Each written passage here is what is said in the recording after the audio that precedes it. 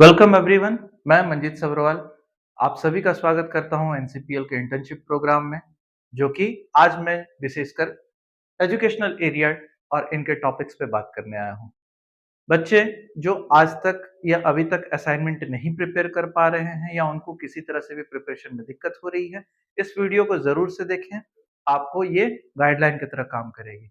सबसे पहले आपने जो टॉपिक एरिया सेलेक्ट किया है वो एजुकेशनल एरिया है।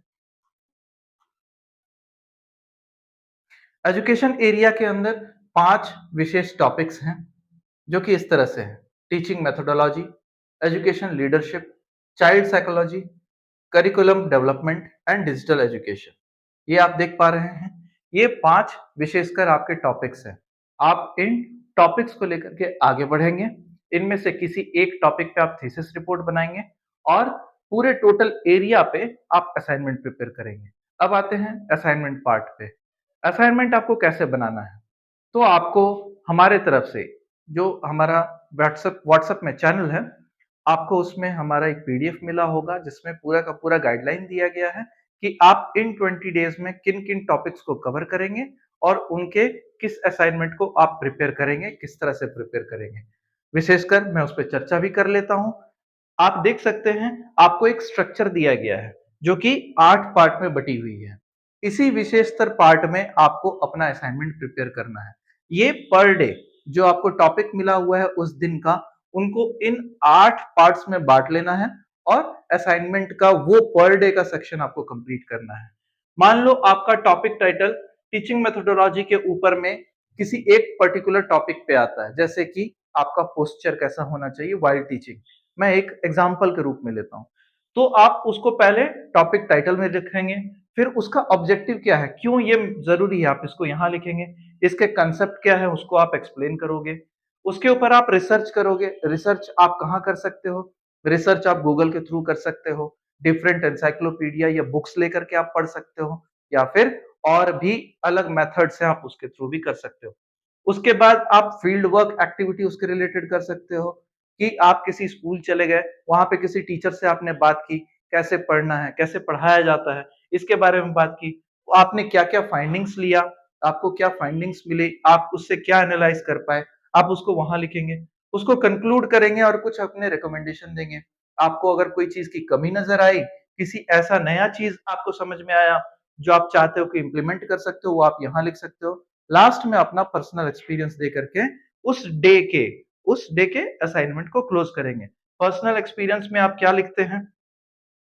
पर्सनल एक्सपीरियंस में आप लिखते हैं कि किस तरह से ये असाइनमेंट जो है आपको बेनिफिशियल रहा, किस तरह से ये लोगों के लिए बेनिफिशियल है। अगर आप टीचिंग के लेकर के है तो बच्चों को किस तरह से टीचिंग के प्रोफेशन में या तो ले जाया जा सकता है या उससे बेनिफिट दिया जा सकता है। आप इस चीज को एक्सप्लेन करते हुए आगे बढ़ेंगे। अब हम लोग बात करते हैं, इन 20 दिन में आपको कौन-कौन से टॉपिक दिए गए हैं। आपके पास जो पीडीएफ है, आप उसको अब क्या करेंगे ना, निकाल करके बैठेंगे। मैंने प्रिंट आउट निकाला हुआ है यहाँ पे, उसी से मैं आप लोगों को एक्सप्लेन कर रहा हूँ। तो रिकमेंडेड है कि आप लोग भी हैंडी होकर के अपना असाइनमेंट का जो भी इंटर्नशिप का प्रोग्राम के समय जो आपको डिस्ट्रीब्यूट किया गया है, या फिर आपके व्हाट्सएप चैनल के थ्रू जो आपको पीडीएफ पहुँचाया गया, आप उसको एक बार निकाल करके साथ में रखेंगे, सो दैट आपको आसानी हो। तो पहले दिन आपको क्या करना है? फर्स्ट डे जो आपको असाइनमेंट मिला हुआ है, वो है भारतीय शिक्षा प्रणाली, यानी कि इंडियन एजुकेशन सिस्टम। इसके बारे में आपको बताना है, डिस्क्राइब करना है। आप क्या समझते हो? इंडियन एजुकेशन सिस्टम में क्या-क्या बेनिफिट्स हैं? किस तरह की अच्छी चीज़ें हैं? क्या-क्या आपको लगती है कि खराब चीज़ें हैं? एक टीचर की क्या भूमिका है? एक शिक्षक की क्या भूमिका है? उस चीज़ को आप डिनोट करेंगे। फील्ड वर्क में आपको दिया गया है कि विद्यालय की संरचना एवं प्रणाली का अवलोकन। आप क्या करेंगे कि लोकल मतलब आस-पास में किसी भी स्कूल चले जाएँगे, वहाँ जाकर के उसका मैनेजमेंट कैसे है उसको चेक करेंगे। वहाँ के टीचर कैसे पढ़ाते हैं, वहाँ के टीचर किस तरह के हैं, कैसे-कैसे टीचिंग एबिलिटीज़ उनके पास है, इस चीज़ का अवलोकन करेंगे और उनको इन 8 पार्ट्स में, डे 1 का है, इनको 8 पार्ट्स में डिवाइड करते हुए आप उस दिन का असाइनमेंट को कंप्लीट करेंगे। डे 2 में क्या है? टीचिंग मेथोडोलॉजी एवं आधुनिक शिक्षण पद्धतियाँ। अब आज के समय में टीचिंग, जैसे मैं आप लोगों को सामने में अभी आप लोगों के सामने एक तरह टीचर की तरह ही आपके सामने प्रस्तुत हूँ। आप लोगों को डेमोन्स्ट्रेट कर रहा हूँ, ये सारी चीज़ें आप लोगों को समझा रहा हूँ। पहले ये पद्धति नहीं थी, पहले ब्लैक बोर्ड का जमाना था, हम लोग चॉक से और ब्लैक बोर्ड में लिखा करते थे, रब किया करते थे, अब वो मेथोडोलॉजी नहीं यूज होती है। डिजिटल उपकरण हो गए हैं, बहुत सारे और भी मेथड्स है जिनको इम्प्लीमेंट किया गया है। पहले जैसे हम लोग जिस समय पढ़ाई किया करते थे तो टीचर्स से मार खाया करते थे, अब के समय में मारना अलाउड नहीं है। तो क्या बिहेवियरल चेंजेस आपको करने होते हैं, किस तरह आप बच्चों को कंट्रोल कर सकते हैं, नए नए मेथड्स इंप्लीमेंट किए गए, वो सब आप टीचिंग मेथोडोलॉजी के अंडर में डे 2 में इसका असाइनमेंट बनाओगे। सेम वही प्रोसेस है। डे 3 लेसन प्लानिंग एवं लर्निंग ऑब्जेक्टिव्स। अब किसी चीज को पढ़ाने के लिए लेसन को कैसे प्लान करते हैं, इस चीज को बहुत जरूर और बहुत अच्छे से देखना जरूरी है, क्योंकि मैंने जिस तरह से बताया था टीचिंग एबिलिटी के लिए, तो क्या बोला था, कभी भी आप किसी चैप्टर के बारे में पढ़ा रहे हो तो उसको अच्छे से स्ट्रक्चर करना जरूरी है। किसी कहानी के रूप में आप बता सकते हो, या कोई अच्छे जानकार आदमी जिस तरह से बताते हैं, कोई एग्जाम्पल के साथ, या कोई प्रैक्टिकल किसी चीज की किसी घटना के साथ एसोसिएट करके, या फिर कोई साइंस एक्सपेरिमेंट है तो उसको लाइव दिखा करके कंट्रोल्ड वे में। ये सारे टीचिंग एबिलिटीज, टीचिंग प्लानिंग और टीचिंग लर्निंग ऑब्जेक्टिव्स के अंडर में आता है। तो आप एक लेसन प्लानिंग करोगे, एक पार्ट की योजना तैयार करोगे और यहाँ पे दिखाओगे। डे 4 में हम लोग स्टडी करते हैं स्टूडेंट इंगेजमेंट टेक्निक्स। किस तरह से स्टूडेंट आपके पढ़ाए हुए चीजों को अच्छे से एब्जॉर्ब करे, उसके लिए उनको कैसे इंगेज करे, क्योंकि बच्चों का ध्यान भटकने वाला होता है, वो छोटे बच्चे हैं, उनका ध्यान तुरंत तुरंत भटक जाता है। तो उनको कैसे इंगेज करके रख सकते हैं, क्या क्या टेक्निक्स है जिससे आप इंगेज करके रख सकते हो। जैसे अभी मैंने बोला कि आप साइंस एक्सपेरिमेंट कर सकते हो, कहानी बना करके आप किसी चीज को प्रस्तुत कर सकते हो, ये सारे चीज टेक्निक है। ये ऐसे मेथड्स हैं जिसके जरिए आप श्रोतागण को इंगेज करके रखते हो, बच्चों को इंगेज करके रखते हो। वैसे ही यहाँ पे भी फील्ड वर्क आपको क्या दिया गया है, विद्यार्थियों की सहभागिता गतिविधियों का अध्ययन करना। जब आप टीचर बनते हो, जब आप टीचिंग के फील्ड में आते हो, तो एक्चुअल में आपको सिर्फ पढ़ाना नहीं होता है, आपको सिर्फ पढ़ाना नहीं है, आपको ये देखना है कि बच्चे सीख पा रहे हैं या नहीं सीख पा रहे हैं। आज मैंने आप लोगों को बताया था कि बच्चे के माइंड में कोई नया सोच इम्प्लीमेंट करना एक टीचर का काम होता है, हाँ या नहीं? मैंने ये बताया था। तो वैसे ही एक टीचर जब अपने किसी स्टूडेंट को कोई चीज पढ़ाता है, कोई चीज बताता है, तो इंगेजमेंट को देखता है कि आपके बात के उत्तर में, प्रति उत्तर में बच्चा जवाब दे रहा है या नहीं दे रहा है, या फिर कुछ माथे का इस तरह से इशारा, समझने का इशारा दे रहा है या नहीं दे रहा है। इन सब चीजों को हम लोग एंगेजमेंट टेक्निक के थ्रू समझते हैं। अब आते हैं डे 5 में, क्लासरूम डिसिप्लिन एवं क्लासरूम मैनेजमेंट।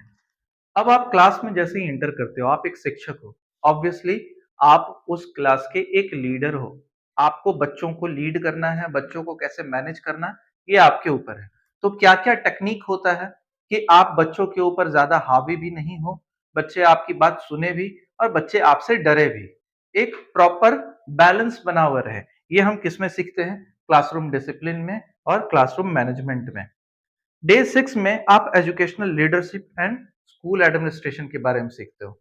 तो एक स्कूल में क्या स्ट्रक्चर होता है, जैसे प्रिंसिपल होते हैं, वाइस प्रिंसिपल होते हैं, ठीक है, आपके क्लास के हेड होते हैं, क्लास हेड्स होते हैं, उसके नीचे और भी टीचर गण होते हैं, सब्जेक्ट टीचर हो गए आपके, फिर आपके प्रिंसिपल, वाइस प्रिंसिपल, ये एक लेयर बना हुआ है, एक हायरार्की बना हुआ है। तो वो मैनेजमेंट का पार्ट है, कैसे मैनेज होता है ये हम लोग डे 6 में देखेंगे। एजुकेशनल लीडरशिप क्या है, तो एजुकेशन की फील्ड में भी कोई लोग आगे होते हैं, कोई लोग पीछे होते हैं, कोई लोग नॉर्मल टीचर रह जाते हैं, कोई लोग पूरे क्लासरूम को मैनेज करते हैं, पूरे एक सेक्शन को मैनेज करते हैं, कोई कोई पूरे शिफ्ट को मैनेज करते हैं, ठीक है, इस तरह की हायरार्की बनती है। तो इसको हम लोग डे 6 में पढ़ेंगे। डे 7 है टीचर कोऑर्डिनेशन एवं एकेडमिक प्लानिंग।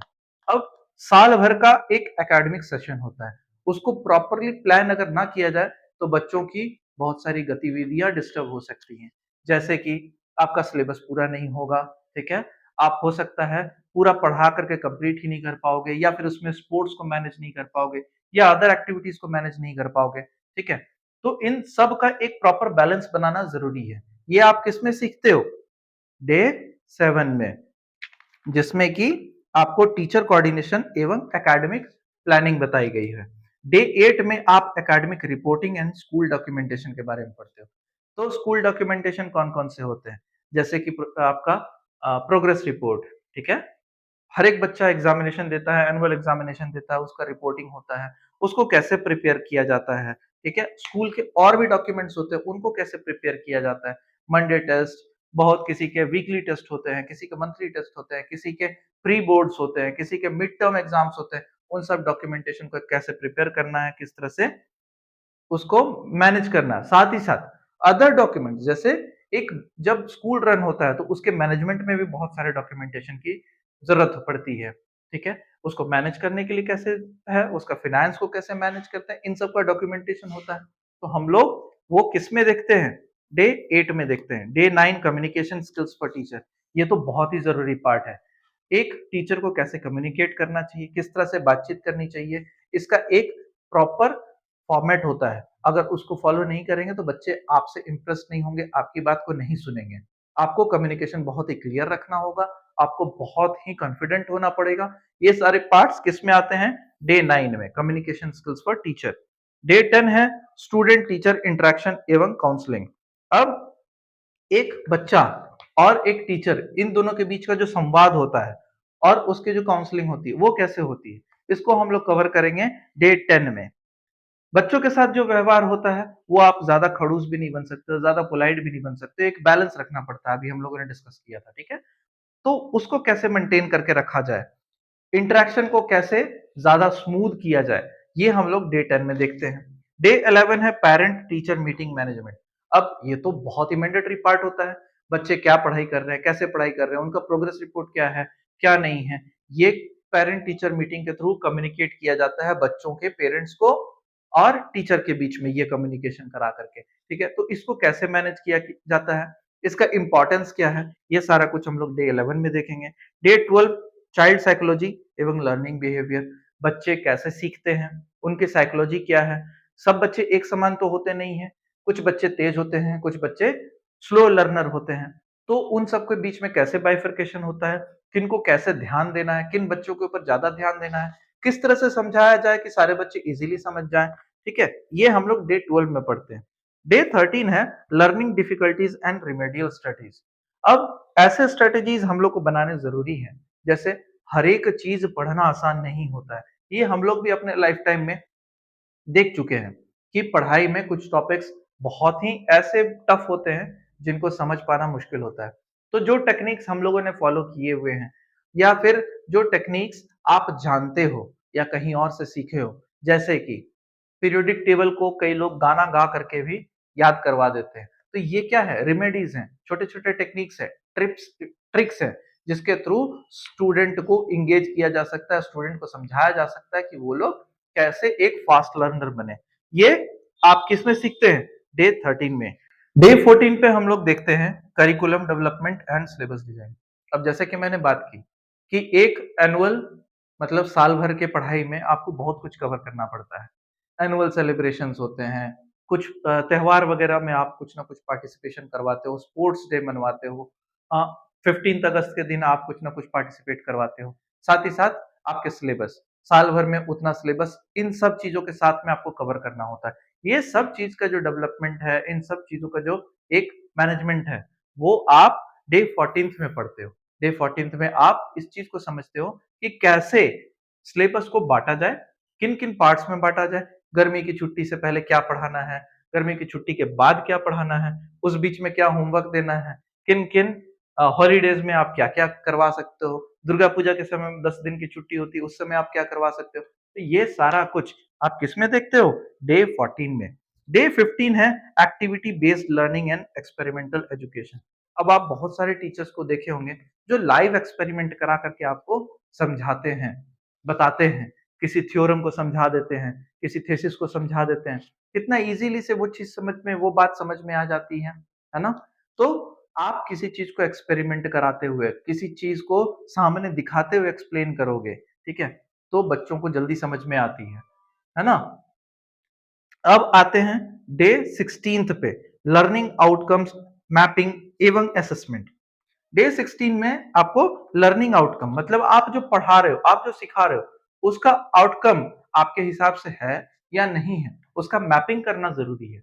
उसको मापना ज़रूरी है, उसको समझना ज़रूरी है। बच्चे आपके बताए हुए बात को समझ पा रहे हैं या नहीं समझ पा रहे हैं, इस चीज को खुद को भी तो देखना होता है ना, खुद को भी समझना होता है कि आपकी बात सही से प्रॉपरली बच्चों तक कम्युनिकेट हो पा रही है या नहीं हो पा रही है। जब तक इस बात को आप समझेंगे नहीं, आप आगे और कैसे पढ़ाओगे या फिर अपने स्किल्स में कैसे इजाफा कर सकोगे। ये आपको डे 16th में रखना होता है, अपने खुद को असेसमेंट कैसे करें आप। डे 17th है डिजिटल एजुकेशन एवं ई लर्निंग प्लेटफॉर्म्स। अब आज के समय में जैसे कि मैंने आपसे क्या कहा कि अभी मैं आप लोगों को पढ़ा रहा हूँ यहाँ पे, आपको डिजिटल बोर्ड यहाँ पे दिख रहा है।